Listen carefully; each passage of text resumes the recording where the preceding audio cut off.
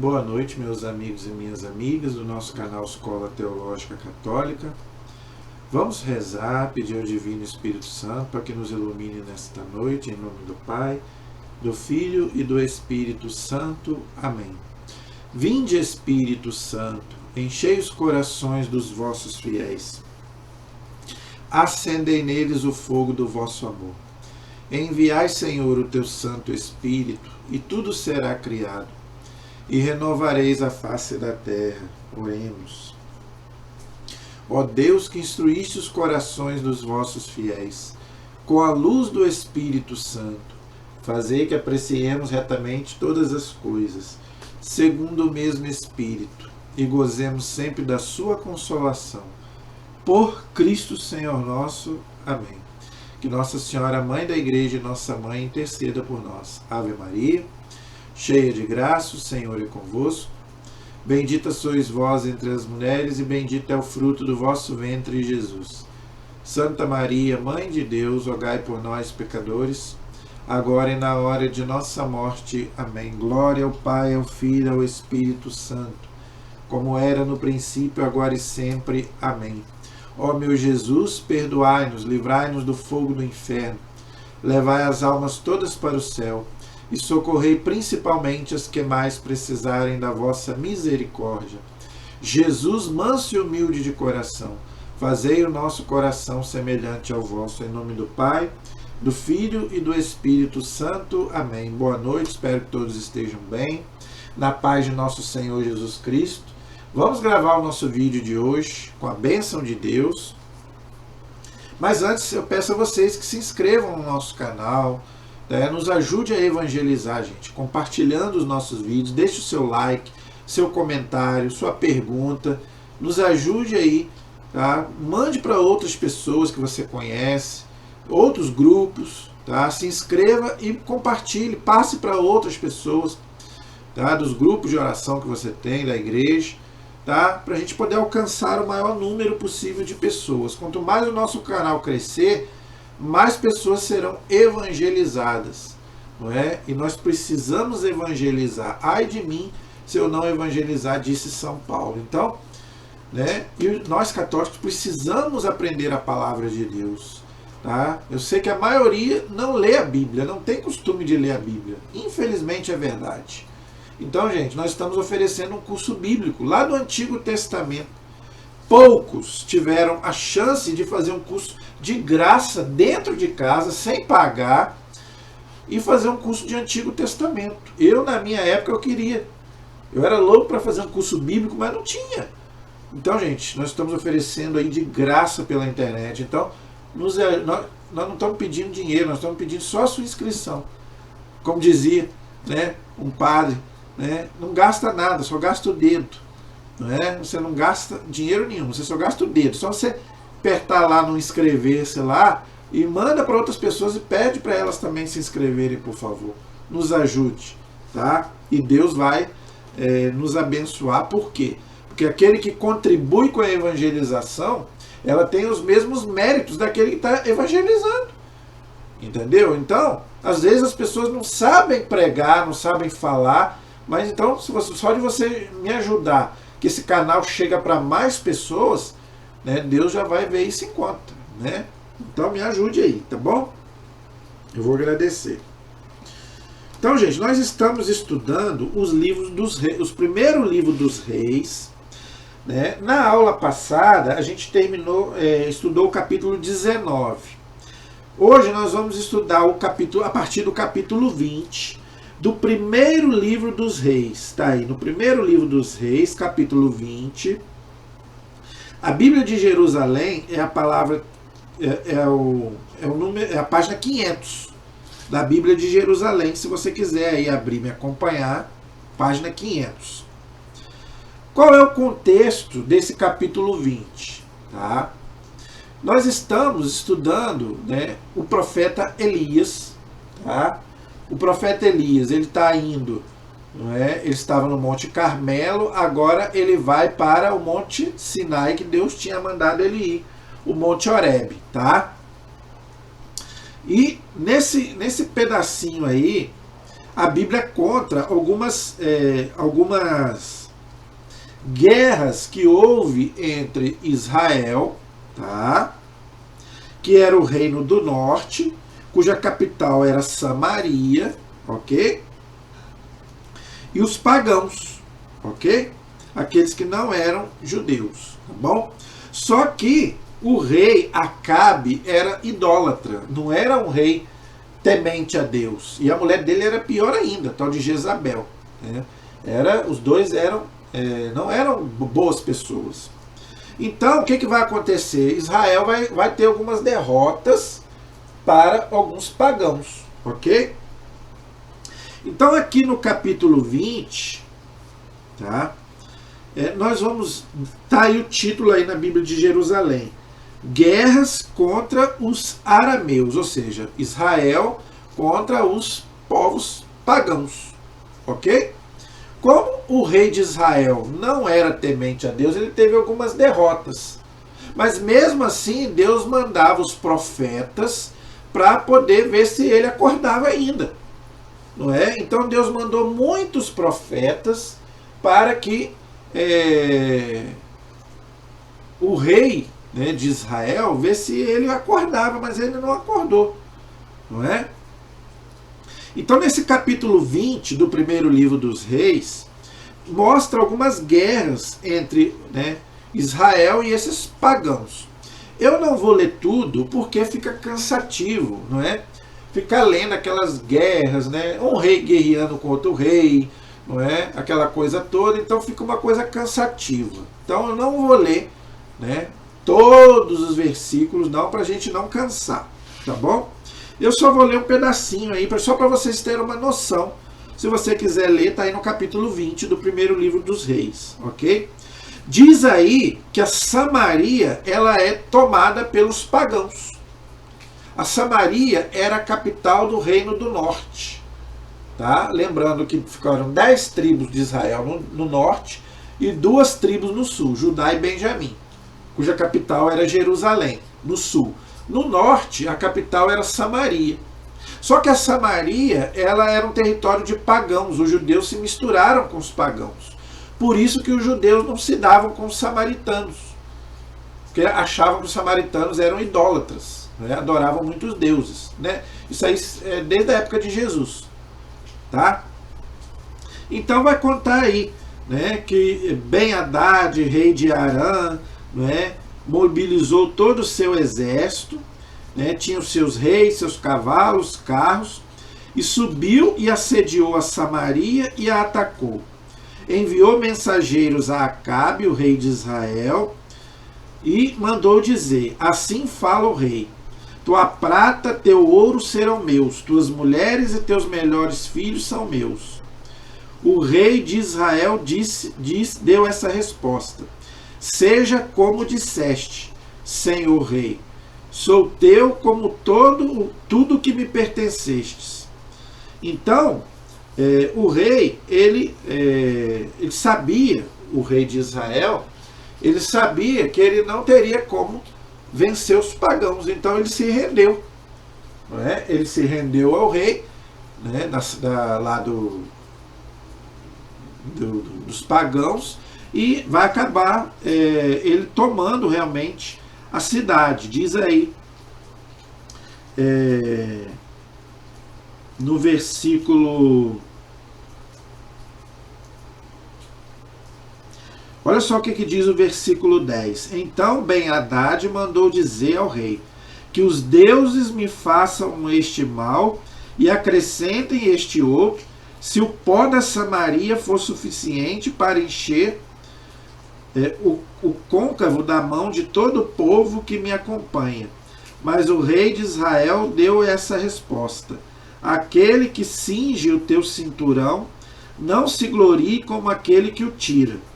Quando Ben-Hadad ouviu essa resposta, ele estava bebendo com os reis nas suas tendas, ordenou a seus servos: tomai posição, e eles tomaram posição contra a cidade da Samaria. Então, o rei já sabia, né, que ele ia vencer, então ele não estava nem aí, estava até bebendo ali com os súditos dele, E ele falou, ó, o rei lá de Israel, né, pelo que eu estou vendo, não vai guerrear contra a gente, então, né, vamos continuar bebendo aqui, vamos tomar as cidades e as cidades vão ser nossas. Mas aí, o que o rei pagão não contava? Que Deus ia se meter na conversa. Por quê? Porque mesmo com a idolatria lá do rei, Deus amava Israel, Deus amava o seu povo. Então, quando Deus entra na história, a coisa muda. Então, olha o que diz aí no versículo 13 do capítulo 20. Então, um profeta, lembrando, gente, que o profeta é aquele que fala em nome de Deus, tá? Veio procurar Acabe, rei de Israel, e disse: assim fala o Senhor. Então, o profeta, ele não fala nada da boca dele, é Deus quem fala através dele. Então, por isso que ele fala: assim fala o Senhor Deus. Vês esta imensa multidão? Pois eu a entrego hoje em tuas mãos, e reconhecerás que eu sou o Senhor. Então, gente, olha como que Deus ama o seu povo, tá vendo? Então, gente, Deus nos ama.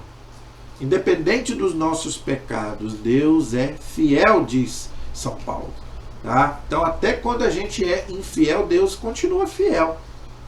Tá? O mesmo amor que Deus tinha por Israel e todas as suas infidelidades, a sua idolatria, o seu desrespeito, a sua desobediência, mas Deus continuava fiel. Então, Deus continua a mesma coisa. A humanidade continua abandonando a Deus, continua chutando a canela de Deus, mas Deus continua firme.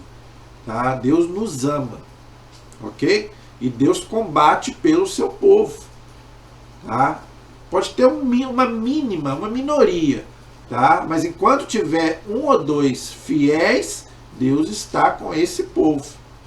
Tá? Então a última palavra não é do mal, a última palavra é sempre do Senhor. Tá? Então não tem esse negócio, no final dos tempos vai haver a batalha entre Deus e o diabo. Isso é mentira. O diabo já é um derrotado, diz a Bíblia. Tá? Ele já é derrotado.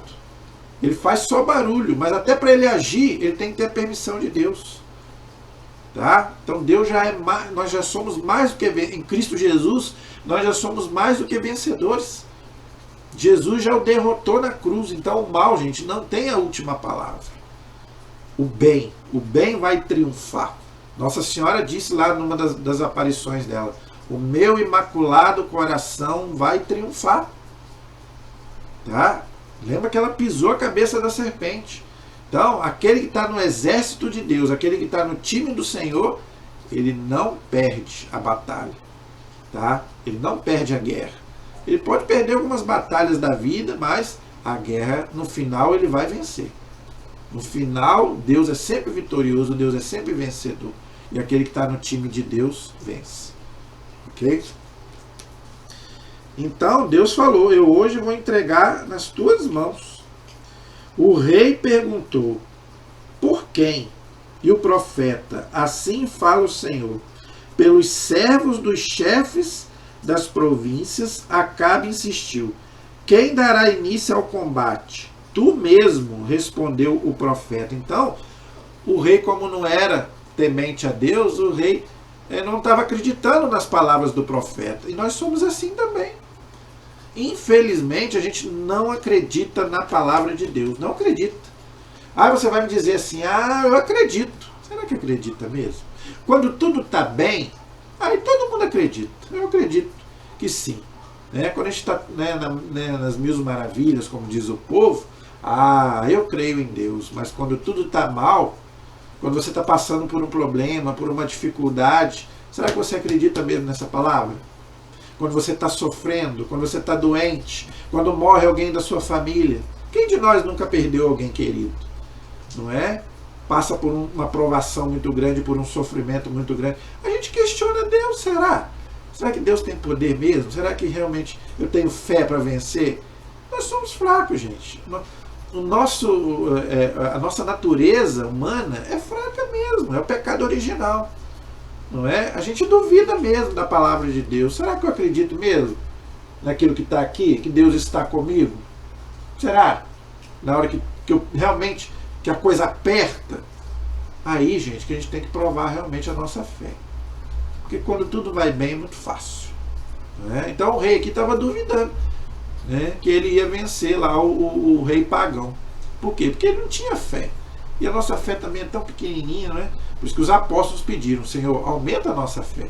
Se os apóstolos que conviveram com Jesus, a fé deles era pequena, imagine a nossa. Qualquer coisinha a gente desiste.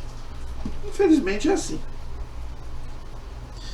O rei passou revista aos servos, eram ao todo 232. Em seguida, né, aí aqui vai contar, não é, a guerra que vai haver entre Israel, não é, e o rei, e Israel vai acabar vencendo. Os arameus fugiram e Israel os perseguiu. O rei salvou-se montando num cavalo. Então saiu o rei de Israel, feriu os cavalos e os carros e infligiu a Arã uma grande derrota. Então, gente, Israel acabou vencendo. O rei não acreditou. Tá vendo? A palavra de Deus, gente, se cumpre. Deus é fiel. A palavra de Deus não mente. Deus não é mentiroso. A nossa palavra, às vezes, muitas vezes a gente pode mentir, mas Deus não mente. Quando Deus fala alguma coisa, Ele cumpre. Tudo que está aqui na palavra de Deus vai se cumprir. Muitas coisas já se cumpriram, algumas estão se cumprindo, e muitas coisas que estão aqui vai se cumprir. Porque Deus não mente. Deus não é homem para mentir. Tá? Então, gente, tudo aquilo que Deus falou que ia acontecer, aconteceu. Mesmo com o rei duvidando. Tá? Só ficou o rei que não foi derrotado, que não morreu, porque ele fugiu. Tá? Ele montou no cavalinho dele lá e rapou fora. Todos os outros lá do exército dele foram derrotados. Ok? Naquele contexto que eu já falei de guerra santa, né? Então tinha que matar todo mundo. Era o costume da época, era o olho por olho, dente por dente. Mas o rei acabou fugindo. O profeta aproximou-se do rei de Israel e disse: vamos, coragem, tá? Pondera com cuidado o que deves fazer, pois na passagem do ano o rei te atacará. Os servos do rei disseram: o Deus dessa gente é um Deus das montanhas. É por isso que venceram. Mas lutemos contra eles na planície e certamente os venceremos. Faz, pois, o seguinte: afasta esses reis do seu posto e substitui-os por prefeitos. Recruta um exército tão numeroso como o que perdeste, com o mesmo número de cavalos e carros. Depois combatemos na planície e certamente os venceremos. O rei seguiu o conselho deles e assim se fez. Então, gente, o rei que tinha sido derrotado, né, o rei chegaram para ele e falaram para ele: o Deus dele só venceu porque ele estava lá nas montanhas. Agora, quando descer o povo, né, eles vão perder. Né? Coitado, eles estavam achando que Deus é como se fosse um ser humano, não é? Que era um rei que perdia algumas batalhas, perdia uma e ganhava outras. Não sabia que Deus é o único Deus que não perde. Né? É o que eu estou falando, gente. Deus nunca perde. Tá? Então, andamos sempre nos caminhos do Senhor, no time do Senhor, que a gente nunca vai perder. O nosso time perde. Uma hora ganha, outra hora perde, mas Deus não. Deus nunca perde. Na passagem do ano, o rei mobilizou-se e subiu para combater Israel.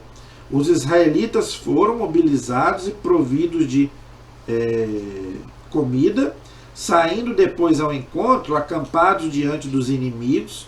Os israelitas eram como 2 rebanhos de cabras, enquanto os arameus enchiam toda a região. Então, Israel era muito menor do que os pagãos. Era um povo muito menor. Mas nós vamos ver aqui que Israel vai vencer. O homem de Deus, ou seja, o profeta, aproximando-se do rei de Israel, disse: assim fala o Senhor. Já que o rei disse que o Senhor é um Deus de montanhas e não um Deus de planície, entrego em tuas mãos toda essa multidão e reconhecerás que eu sou o Senhor. Então, gente, Deus não é Deus nem de montanha, nem de planície. Deus é o Senhor de tudo e de todos. Tudo pertence a Deus. Esse mundo pertence a Deus. Diz lá no livro do Êxodo: toda a terra é minha, Deus falando para Moisés. Tudo é Deus, porque foi Ele quem fez. Tudo que existe fora do nada é Deus quem fez. Até o demônio foi Deus quem fez. Deus é o Criador de todas as coisas, visíveis e invisíveis. Está lá no nosso credo. Então não tem esse negócio do Deus das montanhas, o Deus das planícies. Deus é o Senhor de tudo. O nosso Deus é o Deus de todas as coisas. É o Senhor de tudo e de todos. Tudo que respira, diz o Salmo, não é? Pertence a Deus. Canta glórias a Deus. Inclusive é o último salmo da Bíblia, é o Salmo 150. Tudo que respira, né? Tudo que louva o Senhor. As plantas, os animais, as pessoas, tudo, porque tudo é dele. Toda a terra é do Senhor Deus.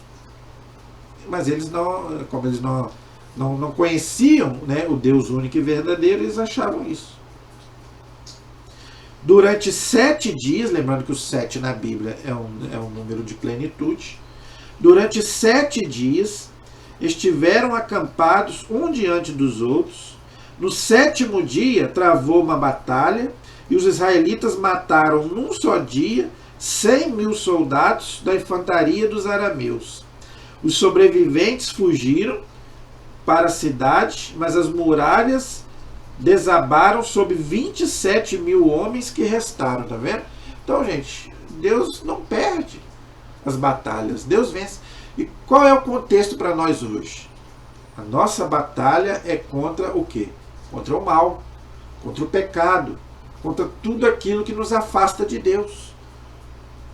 Na nossa natureza, gente, existe, não é, a tendência ao mal e a nossa vontade de servir a Deus. Eu quero fazer o bem, mas eu acabo fazendo o mal. Então, isso é uma luta. Não é? Às vezes a gente acorda hoje e fala, hoje vai dar certo, hoje eu vou fazer aquilo, vai dar certo, não é? E às vezes não dá nada certo o que você planeja. Não é? Aí você acaba brigando com alguém, se desentendendo com alguém, ou você está mal-humorado por alguma coisa que acontece. Então a nossa vida é assim. Essa a nossa batalha hoje, gente, é contra nós mesmos. É contra a nossa natureza. E claro, também contra o demônio, contra o mal. Diz São Paulo lá na carta aos Efésios, né? O nosso inimigo hoje é contra os espíritos que estão nos ares aí que a gente não vê. Então, gente, a gente tem que estar sempre com a proteção divina em dia. Aconteça o que acontecer, haja o que houver, de bom ou de mal, mas eu tenho que estar, né, preparado. Preparado como? Em Deus, para que os ventos, né, as coisas não me derrubem, não é? Então, gente, para a gente poder vencer as batalhas da vida, a gente tem que estar, né, no time de Deus, na presença de Deus, não é? Buscando sempre aquilo, né, fazer a vontade do Senhor, não é? O rei se refugiou na cidade. Seus servos disseram: ouvimos dizer que os reis de Israel são reis, né, são reis clementes. Ponhamos sacos nos rins e cordas no pescoço, sinal de penitência, tá? Iremos ter com o rei de Israel, talvez ele te poupe a vida. Aí o que vai acontecer? Eles vão perguntar ao rei de Israel se ele quer matar o rei que tinha fugido, né, o rei pagão. E o rei de Israel vai falar que não, que ele não vai matar o rei, não é? Acabe respondeu: ide buscá-lo, não é? Veio o rei à presença de Acabe e ele o fez subir a seu carro. Então o rei lhe disse: vou restituir as cidades que meu pai tomou de teu pai, e poderás abrir para ti mercados em Damasco. Agora ele queria fazer aliança com o rei, né? Com medo, né, do rei matá-lo. Como meu pai os possuía na Samaria. Quanto a mim, disse Acabe, deixar-te-ei em liberdade mediante um tratado. Acabe fez um tratado com ele e deixou em liberdade. Então, o rei foi esperto. O rei mandou lá um vassalo lá para falar com o rei de Israel, para saber se ele ia matá-lo. Né? Aí o rei falou, não vou matar não, pode mandar ele vir. Né? Aí eles acabaram fazendo lá um tratado, um pacto.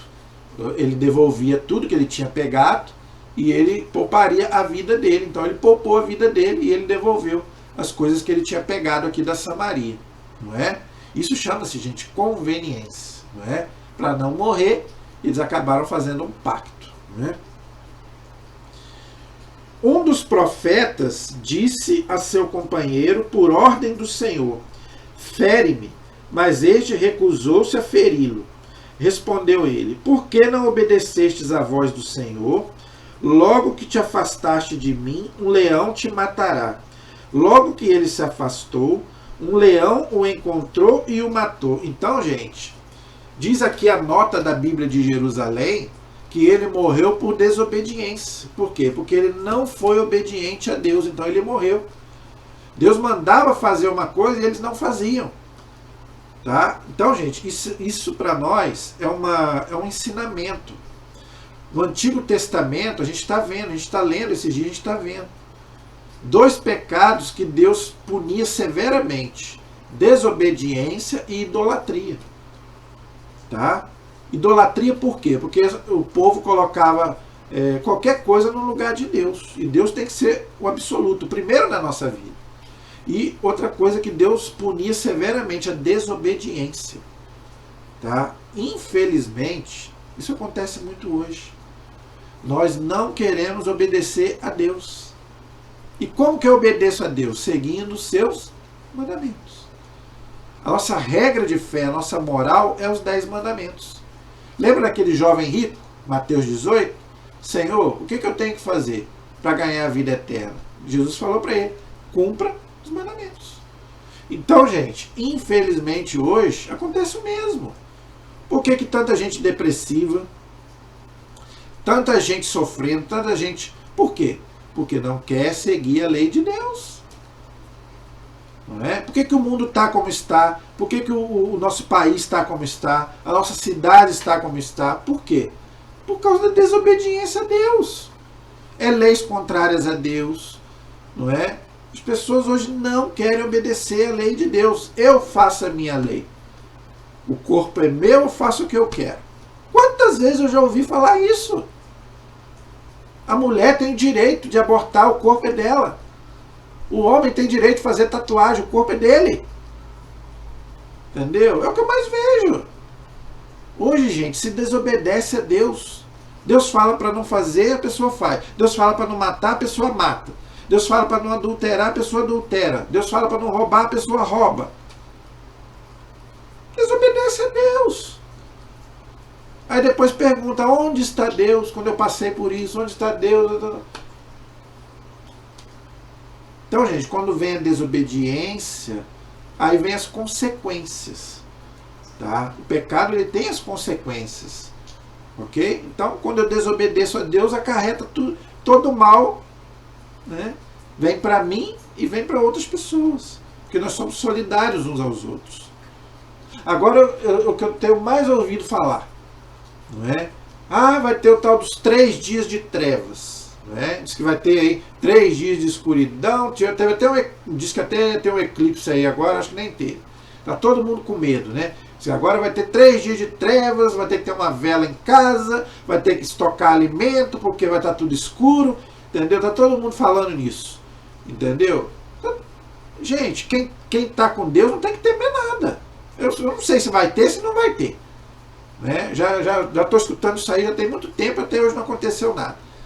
Né? Mas, pode ser que aconteça? Pode ser, porque as pessoas não querem saber de Deus, tudo que é de ruim pode acontecer. Mas se você estiver preparado, meu amigo, se você estiver na presença de Deus, você não tem que temer nem 3 dias de trevas, nem isso, nem aquilo. O cristão não tem que temer nada. Se ele está vivendo de acordo com a lei de Deus. Agora, se ele não está vivendo de acordo com a lei de Deus, aí ele tem que ficar com medo mesmo. Aí ele tem que ficar com medo mesmo. Não só dos 3 dias de trevas, mas de tudo que acontece. Tá? Então, se a gente está na presença de Deus, nós não temos que temer nada. Então, aqui, ele morreu por quê? Porque desobedeceu a Deus. O profeta encontrou-se com outro homem e disse: fere-me. O homem desferiu um golpe e o feriu. Aí agora, né, obedeceu. O profeta partiu e ficou aguardando o rei na estrada. Tinha ficado irreconhecível com a atadura que pôs sobre os olhos. Então, gente, o profeta estava fazendo aquilo ali, tipo uma pegadinha, para pegar o rei.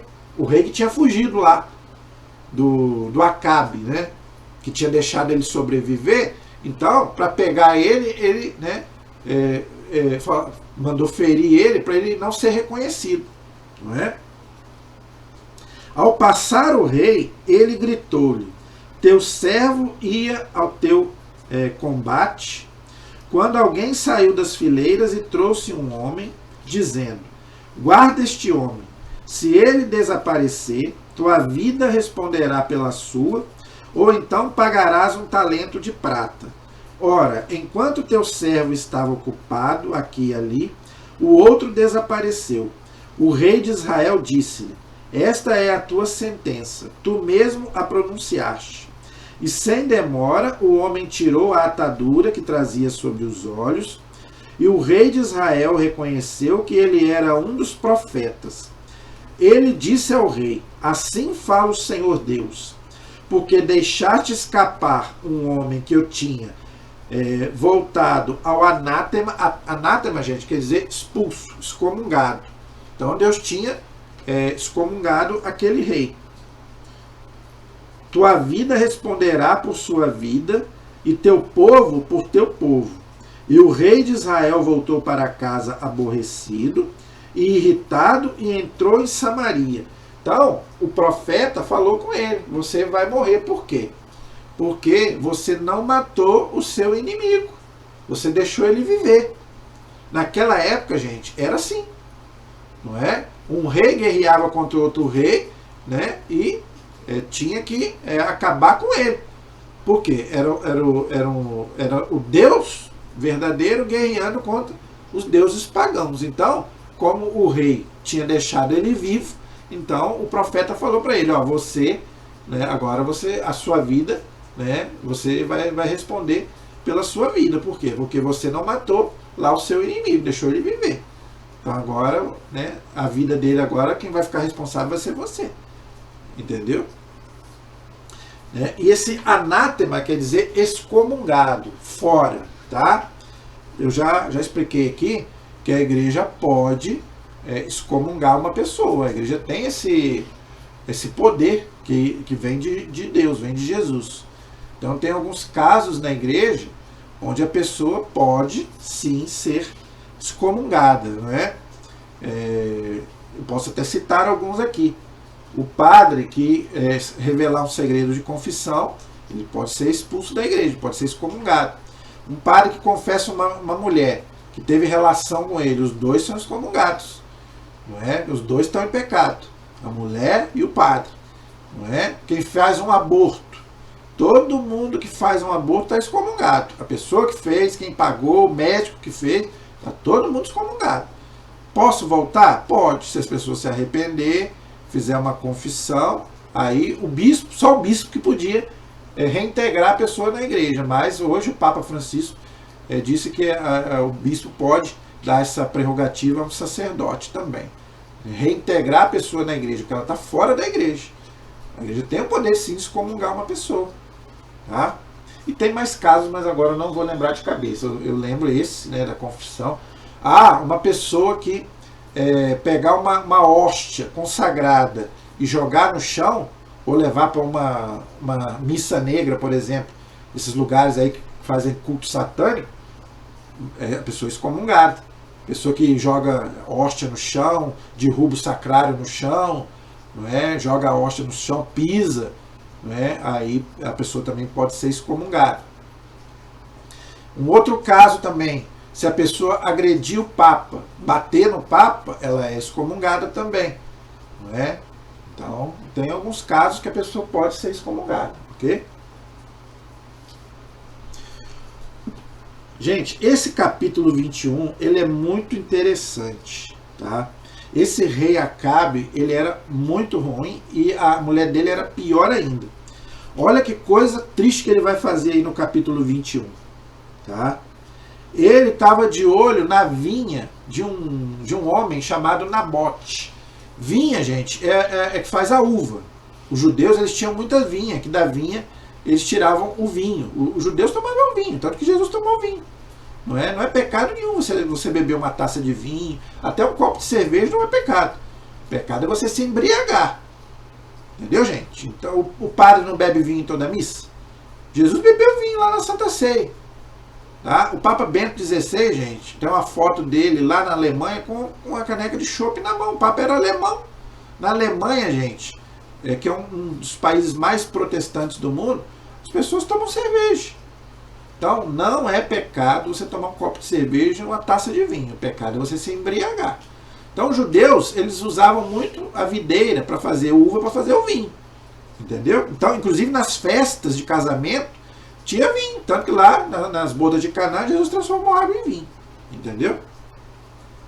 Então, Nabote, ele tinha uma vinha que o Acabe queria. Só que ele não podia vender, porque aquilo que era de família, a pessoa não podia vender. Tá? Era uma herança de família.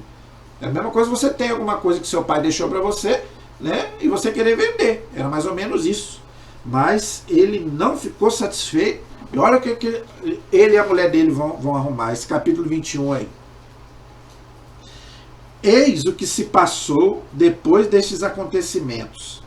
Nabote de Jezarel tinha uma vinha em Jezabel, ao lado do palácio de Acabe, rei da Samaria.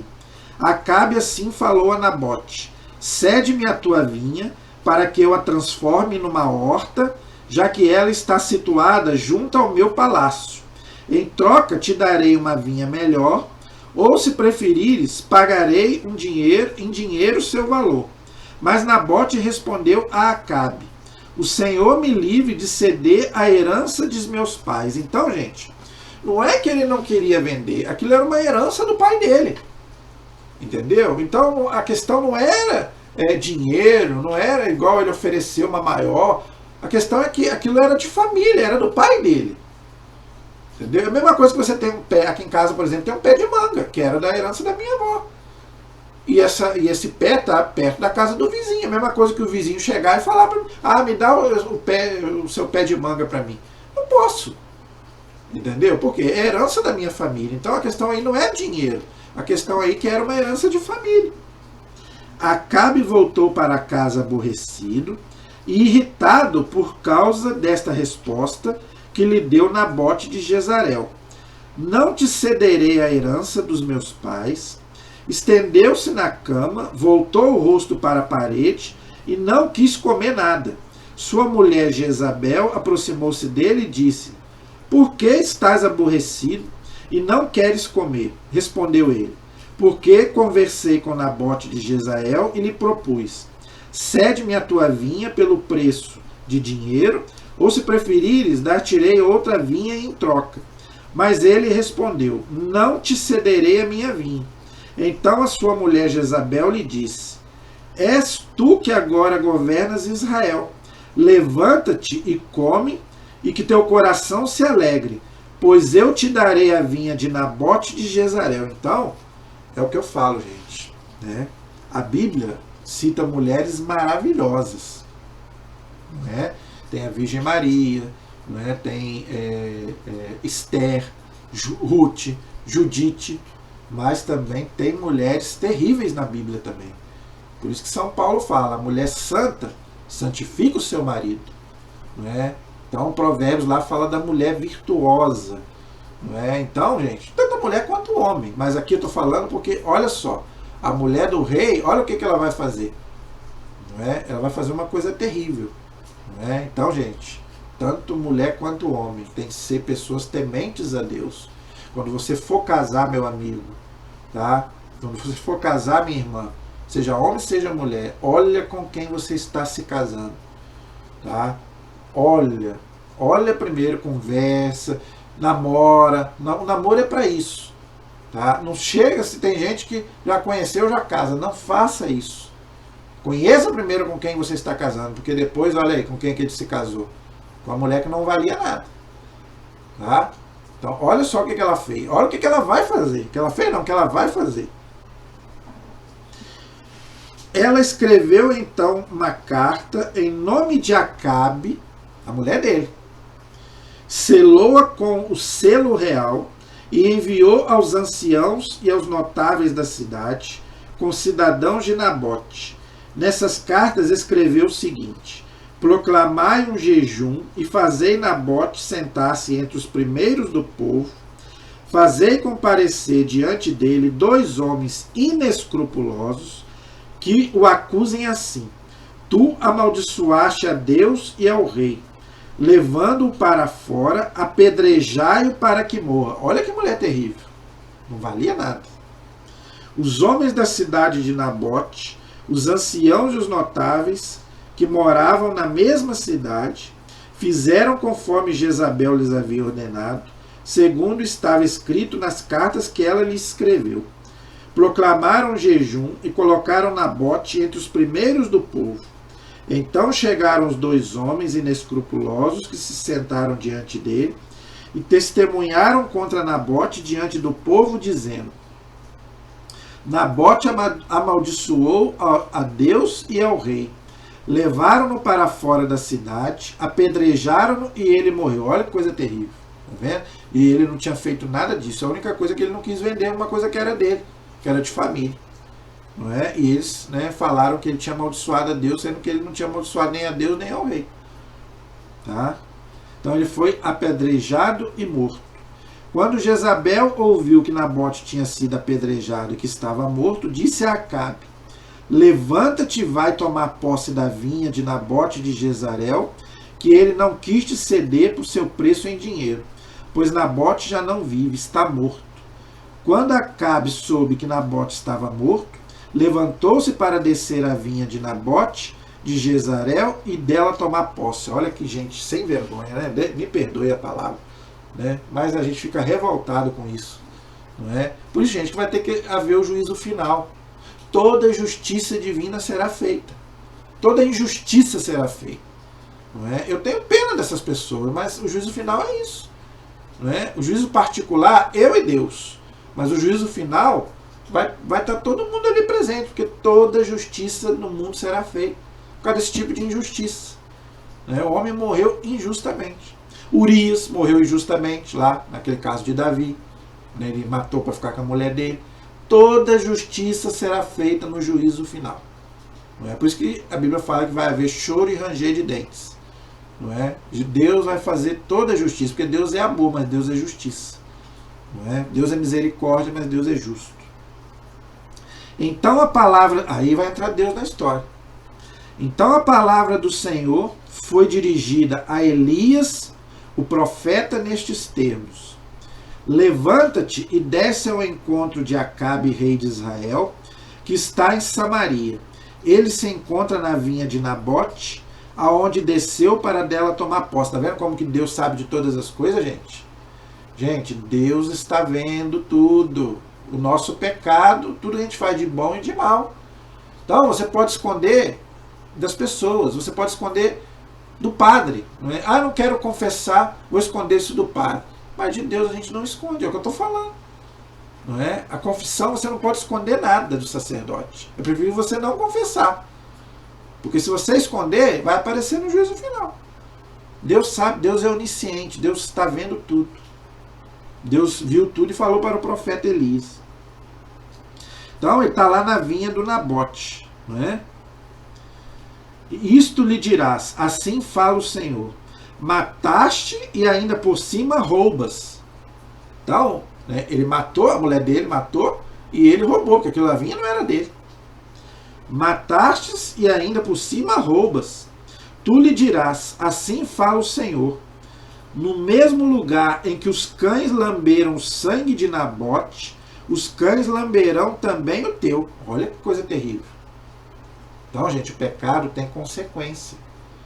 O nosso pecado tem consequência. Tudo que eu faço de mal tem consequência para mim e para o mundo. É o que eu já venho explicando. O pecado tem a culpa e tem a pena. Não é? Acabe disse a Elias: então me apanhaste, meu inimigo? Elias respondeu: sim, apanhei-te, porque te deixaste subornar para fazer o que é mal aos olhos do Senhor.